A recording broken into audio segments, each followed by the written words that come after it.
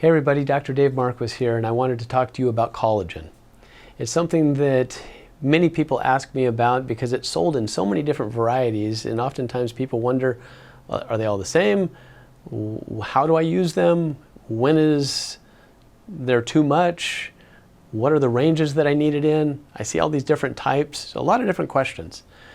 When we think about collagen, oftentimes we think about our own skin's elasticity, and that's an appropriate thought because collagen is integral to our skin's elasticity. When I look down at my hands now, as I'm midlife, I look at these things and I go, Dad, there they are. You know, you see your parents and your own body as you get older. And I remember as a kid playing with my dad's elbow skin and his hands, and now I'm that dude. And I'm like, wow, you know, collagen does break down. And I remember before my dad passed how thin his skin was, and now he'd brush a corner and it would tear, and he'd have these horrible dark black marks where he was kind of bleeding right underneath the collagen that was remaining. And you couldn't put a Band-Aid on him because it would tear. And I know a lot of people deal with these things. And so I wanted to just throw out some things that I've learned along the way that can make your collagen a little bit more viable and maybe extend the enjoyable livelihood of your skin. So there's 3 fundamental groups of collagen, and within those groups there's different collagen types. Some of it comes down to molecular size, and one of the things that people are now supplementing with as a protein supplement is scoops of collagen in just basically an amino acid collagen form. That should be thought of as food, because it is. It's just basic amino acids, but it's a long chain and it's a large molecule. And what we're seeing is if people take too much of that, some people aren't processing it that well and they're actually making kidney stones. So I encourage people, if they're looking at their collagen type as the one that is their go-to, and it's in that amino acid, now I'm going to use this as a food supplement form, limit it to about 20 grams, because anything more than that on a daily basis, unless you've got a super gut and kidneys, you run the risk of making kidney stones. Now there's 2 other forms that are commonly available on the market. One is predominantly available for skin, hair, and nails, and that oftentimes gets thrown under that marine collagen family.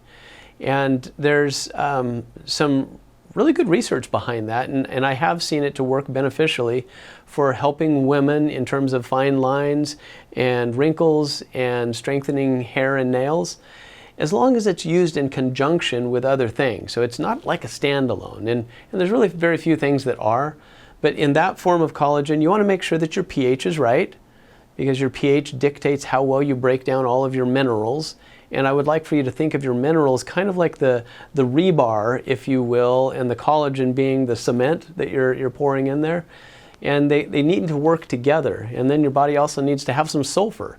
So, when we're eating different things like artichokes or onions or cauliflower or broccoli, some of these sulfur-doning compounds, the liver uses that sulfur with some of these collagen-based compounds and minerals to actually put it all together and make us. So that's one category, and it's very useful for that purpose.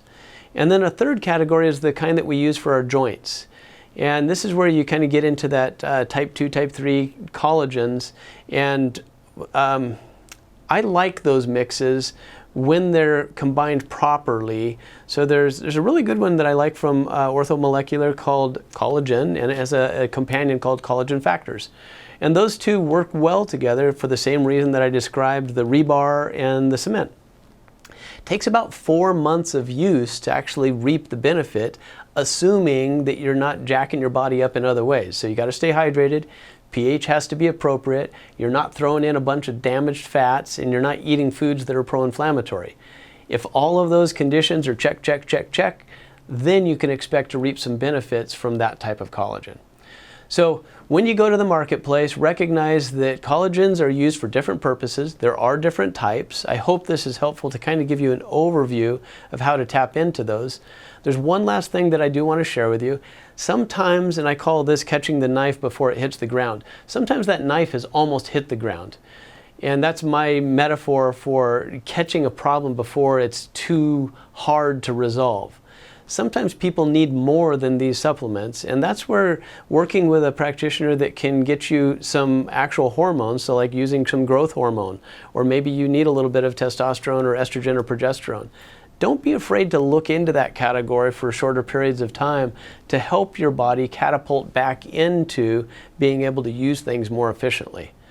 Sometimes you're able to get with a practitioner that will do those for short periods of time, 6 to 12 months, and get the body back on track, and then you can start to manage it nutritionally again. Okay? So I hope that's helpful to realize that, hey, there's a lot of different options that we can use to make our skin thick enough so I can make it off of this planet without hemorrhaging all the time when I bump into a wall. You can. There's solutions there, and these are some of those. Hope that's helpful. Be well.